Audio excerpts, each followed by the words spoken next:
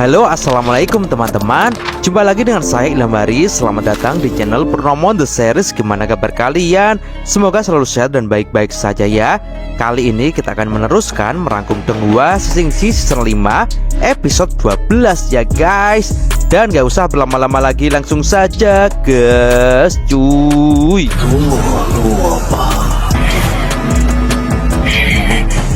Di episode sebelumnya, Biksu Tongces kini telah berkumpul dengan Xiaoyu dan Bailang serta Yihu. Dan di saat mereka sedang beristirahat setelah mereka berhasil mengalahkan Budong, lalu kini datanglah dua orang utusan surga bayangan yang berniat akan mengambil sang sutra abadi. Jelas saja hal itu ditolak mentah-mentah oleh Biksu Tong. Dan pertempuran pun pecah, dimana saat ini si Mumi tanpa basa-basi langsung menyerang Biksu Tong. Biksu Tong pun merasa kalau serangan dari si Mumi itu tidak asing. Pertarungan pun semakin berlanjut. Si Mumi pun memberikan serangan yang sangat agresif kepada Biksu Tong.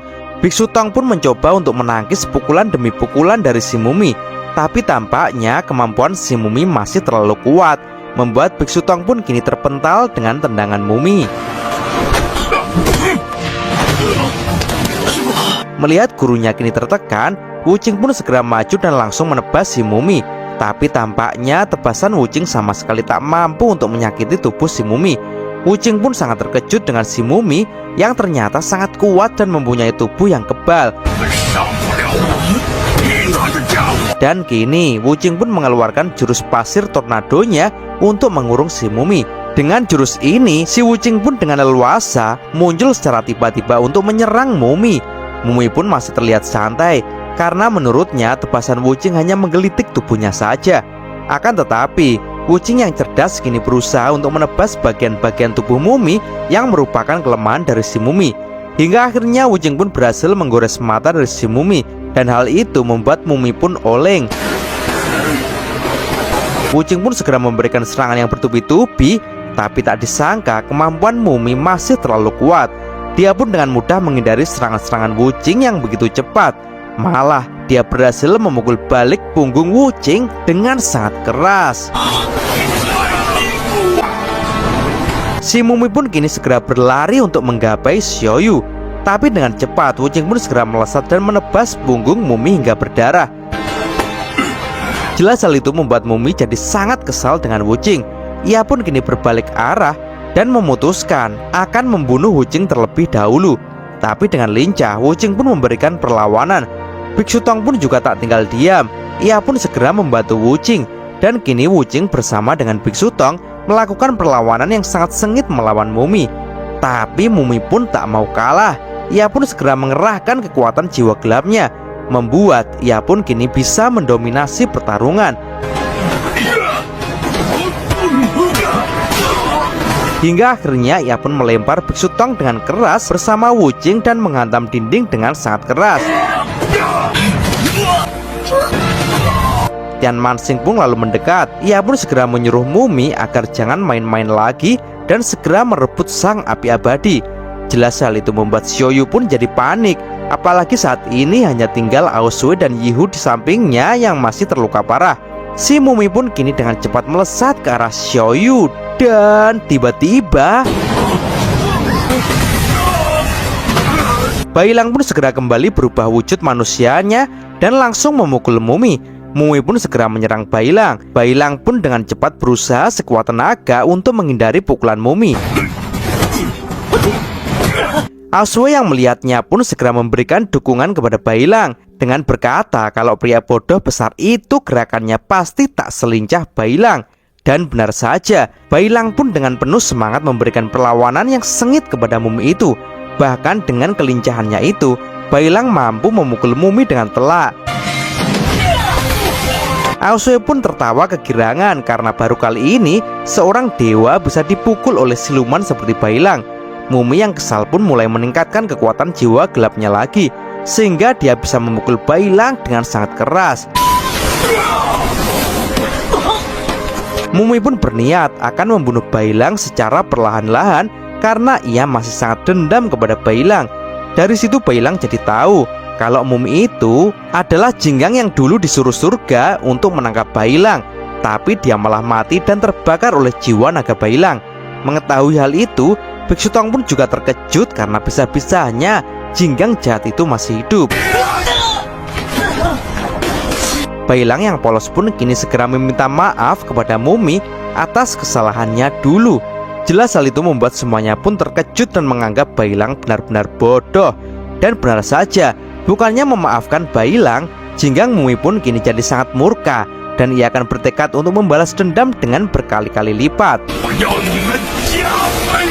Ia pun langsung melesat dan menghajar Bailang. Wuching dan Biksu Tong pun menilai kalau Jinggang yang telah terjatuh ini jauh lebih kuat daripada dulu, karena kekuatan jahatnya yang tersembunyi benar-benar telah keluar seperti binatang buas. Sementara itu, Biksu Tong pun kini dikejutkan dengan Tian Mansing yang saat ini sedang sibuk mengeluarkan mantra kutukan. Biksu Tong pun jadi waspada. Dan tiba-tiba saja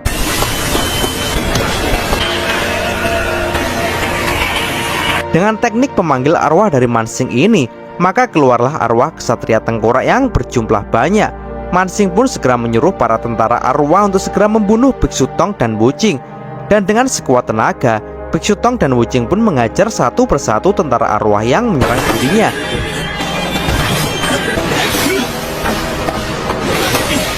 Wuching pun lalu mengingatkan kepada gurunya kalau ini bukanlah arwah biasa.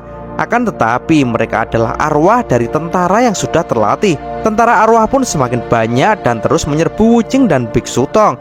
Bahkan Biksu Tong pun sadar kalau tentara itu tak bisa mati, karena setiap ia terluka maka ia segera pulih dengan cepat. Dan kini tanpa disadari, salah satu tentara arwah pun melompat dan akan menyerang Biksu Tong dari belakang. Tapi untung saja Wuching pun dengan cepat segera menebas tentara arwah itu.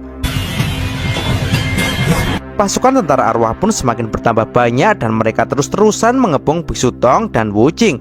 Biksu Tong pun sadar jika mereka tak segera menerobos kepungan ini maka mereka akan terus terkepung seperti ini. Dan tiba-tiba saja gerakan tentara arwah pun semakin cepat. Hal itu membuat tubuh Biksu Tong pun tergores oleh sabetan pedang tentara arwah dan berdarah.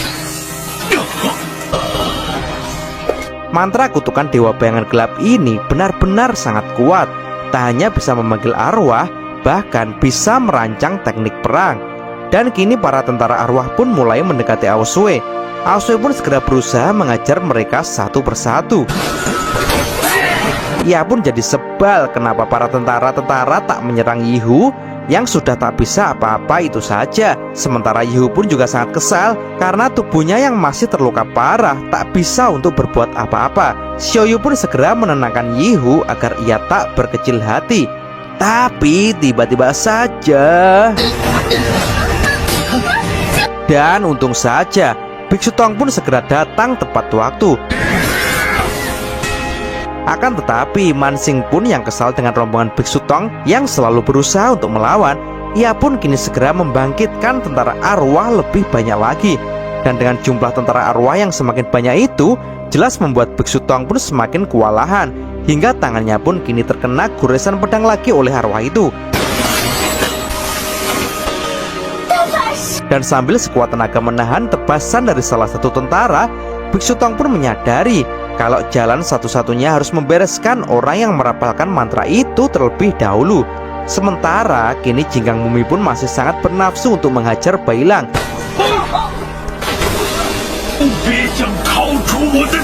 Bailang pun kini jadi kesal dan ia tak terima dengan Jinggang yang terus membulinya itu.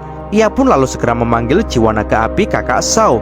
Naga api itu pun segera mencoba untuk membakar tubuh dari Jinggang Mumi. Tapi tak disangka serangan Bailang itu bahkan tak mampu untuk melukai Jinggang Mumi sama sekali. Hal itu disebabkan dulu saat Jinggang itu hampir mati terbakar, Jenderal Timur pun sudah mencoba untuk merawatnya. Akan tetapi Jinggang Mumi pun tak sabar dengan tubuhnya yang hanya seperti mumi dan tak bisa berbuat apa-apa. Ia pun jadi sangat benci dengan kehidupannya itu. Kebencian yang besar itu membuat Yuan Zitianzun pun datang dan membuatnya terjatuh ke dalam jiwa kegelapan.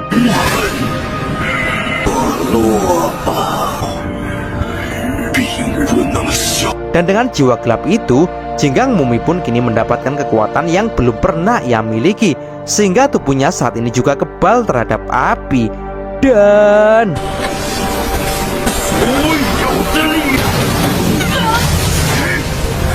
Dengan kekuatan gelapnya, kini ia pun sudah mencekik Bailang di tanah. Ia pun lanjut mengajar Bailang dengan membabi buta, karena dia benar-benar sangat dendam kepada Bailang.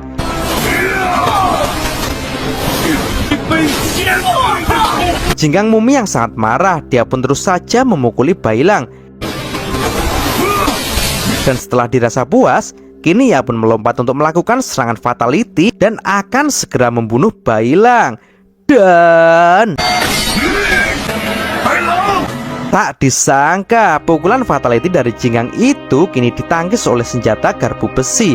Dan siapa lagi pemilik senjata itu selain Chu Patkai, yang tiba-tiba saja datang untuk menolong Bailang. Dan cerita pun bersambung. Oke teman-teman, terima kasih sudah nyimak alur cerita kali ini sampai habis. Semoga teman-teman terhibur. Jangan lupa terus dukung channel ini agar terus berkembang ya. Dan sampai jumpa di episode selanjutnya. Assalamualaikum warahmatullahi wabarakatuh.